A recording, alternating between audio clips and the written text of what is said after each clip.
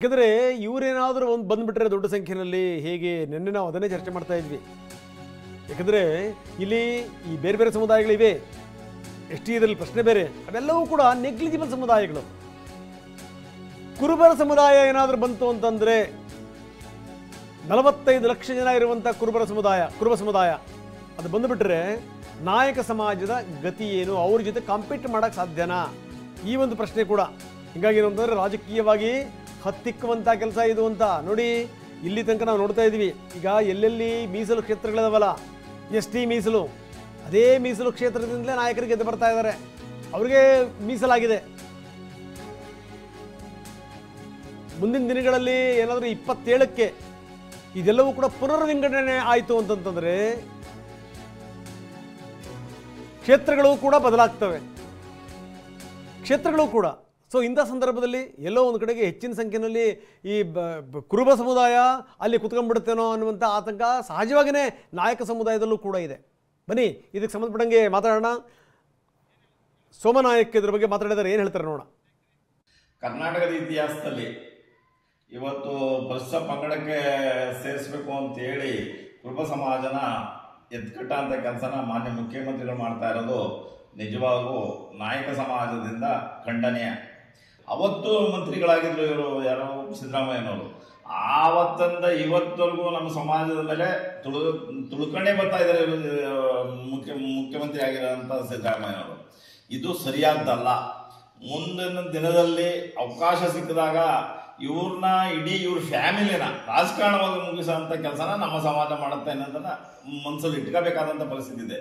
ಈ ಸತಿ ವಾಲ್ಮೀಕಿ ಸ್ವಾಮಿಗಳು ಬರದೇ ಹೋಗಿದ್ರೆ ಸಿದ್ದರಾಮಯ್ಯ ಅವರು 100 ಸೋಲ್ತಿದ್ರು. ಈ ವಾಲ್ಮೀಕಿ ಸ್ವಾಮಿಗಳು ಇವತ್ತು ಬಂದು ನನ್ನನ್ನು ಗೆಲ್ಲಿಸ್ರು ಅಂತ ಅನ್ನೋದನ್ನ ಮರೆತು ಈ ಸಮಾಜದ ಮೇಲೆ ಈ ಯುದ್ಧ ಮಾಡಕ್ ಹೊರಟಿರೋದು ಇದು ಸರಿಯಾದ್ದಲ್ಲ. ದಯಮಾಡಿ ಈಗ ಸಿದ್ದರಾಮಯ್ಯನ ಭೇಟಿ ಮಾಡಿ ನಮ್ಮ ಸಮಾಜದ ಮೇಲೆ ಇದನ್ನೆಲ್ಲ ಮಾಡಬೇಡ ಅಂತೇಳಿ ನೀವು ಮನದಟ್ಟು ಮಾಡಬೇಕು ಅಂತೇಳಿ ಸ್ವಾಮಿಗಳಿಗೆ ಮನವಿ ಮಾಡ್ತೇನೆ. ಇಲ್ಲಿ ಏನೇ ಮಾಡ್ಕೊಂಬಂದ್ರು ಕೇಂದ್ರ ಸರ್ಕಾರದಲ್ಲಿ ನಡೆಯಕ್ ಕೊಡಲ್ಲ ಅಂತ ಅನ್ನೋದನ್ನ ಎಚ್ಚರಿಕೆ ಹೇಳ್ತಾ ಇದ್ದೇವೆ ಮಾನ್ಯ ಮುಖ್ಯಮಂತ್ರಿಗಳಿಗೆ.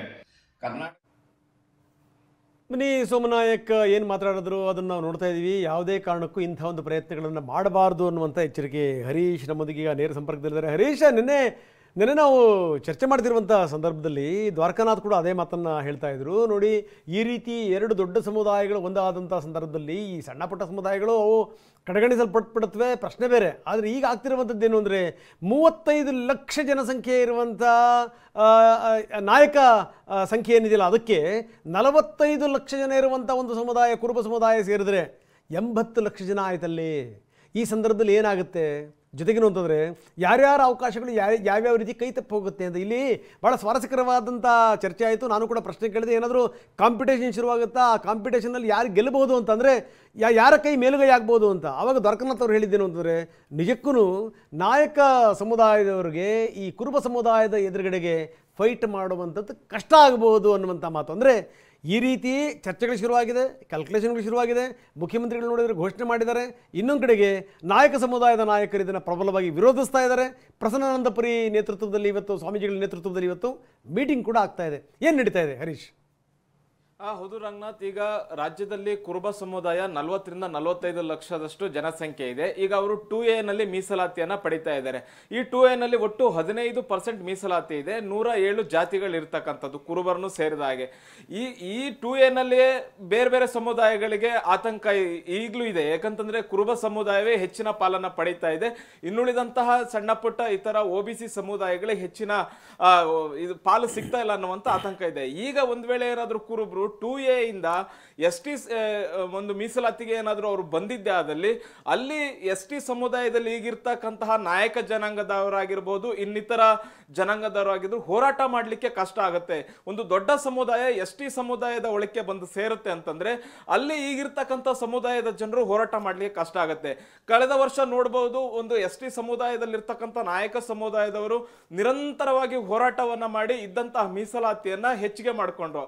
ಅಹೋರಾತ್ರಿ ವರ್ಷಾನುಗಟ್ಲೆ ಧರಣಿಯನ್ನ ಮಾಡಿ ಇರ್ತಕ್ಕಂಥ ಮೀಸಲಾತಿಯನ್ನು ಹೆಚ್ಚು ಮಾಡ್ಕೊಂಡ್ರು. ಇಂತಹ ಸಂದರ್ಭದಲ್ಲಿ ಒಂದು ವೇಳೆ ಕುರುಬ ಸಮುದಾಯ ಏನಾದ್ರು ST ಸಮುದಾಯದ ಒಳಗೆ ಸೇರ್ಕೊಂಡ್ರೆ ಅಲ್ಲಿ ಎರಡು ಪ್ರಬಲ ಜಾತಿಗಳು ಅಂದ್ರೆ ಜನಸಂಖ್ಯೆಯಲ್ಲಿ ಹೆಚ್ಚಿರ್ತಕ್ಕಂಥ ಜಾತಿಗಳು ಅಲ್ಲಿ ಒಂದು ಸೇರ್ಕೊಂಡ್ರೆ 70-80 ಲಕ್ಷದಷ್ಟು ಆದ್ರೆ ಆ ಒಂದು ST ಸಮುದಾಯದಲ್ಲಿ ಪಾಲು ಸಿಗೋದು ಕಡಿಮೆ ಆಗುತ್ತೆ, ಮತ್ತೆ ಫೈಟ್ ಜಾಸ್ತಿ ಆಗುತ್ತೆ, ಮತ್ತೆ ಕುರುಬ ಸಮುದಾಯ ಹೆಚ್ಚಿನ ಲಾಭವನ್ನ ಪಡೆದುಕೊಳ್ಳುತ್ತೆ.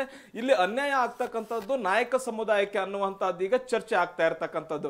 ಈಗ ಕುರುಬ ಸಮುದಾಯವನ್ನ ಅಷ್ಟು ಈಸಿಯಾಗಿ ST ಸಮುದಾಯಕ್ಕೆ ಸೇರಿಸಲಿಕ್ಕೆ ಸಾಧ್ಯ ಆಗುತ್ತಾ, ST ಮೀಸಲಾತಿಯನ್ನ ಪಡೆಯಲಿಕ್ಕೆ ಸಾಧ್ಯ ಆಗುತ್ತಾ ಅನ್ನುವಂಥದ್ದನ್ನ ಚರ್ಚೆ ಮಾಡೋಕೆ ಹೋದ್ರೆ ಅದು ಕೂಡ ಕಷ್ಟ ಇದೆ. ಈಗಾಗಲೇ ರಾಜ್ಯದಲ್ಲಿ ಕುಲಶಾಸ್ತ್ರೀಯ ಅಧ್ಯಯನ ಕುರುಬ ಸಮುದಾಯದ ಬಗ್ಗೆ ಆಗಿದೆ, ಕೇಂದ್ರ ಸರ್ಕಾರಕ್ಕೆ ಶಿಫಾರಸು ಕೂಡ ಆಗಿರುವಂತಹದ್ದು. ಕೇಂದ್ರ ಸರ್ಕಾರ ಎಲ್ಲವನ್ನು ಕೂಡ ಅಧ್ಯಯನ ಮಾಡುತ್ತೆ.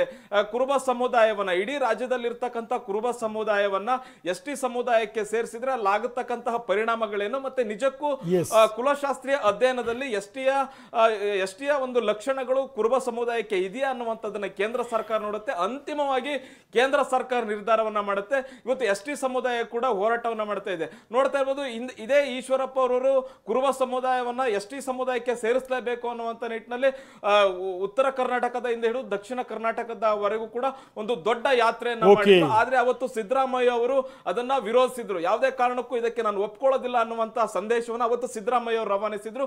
ಈಗ ಸದ್ಯಕ್ಕೆ 3 ಜಿಲ್ಲೆಗಳಿಗೆ ಸಂಬಂಧಪಟ್ಟ ಹಾಗೆ ಕುರುಬರನ್ನ ಮಾತ್ರ ST ಸಮುದಾಯಕ್ಕೆ ಸೇರಿಸಬೇಕು ಅನ್ನುವಂತಹ ಶಿಫಾರಸನ್ನ ಮಾಡಿದೀವಿ ಅನ್ನುವಂಥದ್ದನ್ನ CM ಸಿದ್ದರಾಮಯ್ಯ ಅವರು ಕಲಬುರಗಿಯಲ್ಲಿ ಘೋಷಣೆಯನ್ನ ಮಾಡಿದ್ದಾರೆ.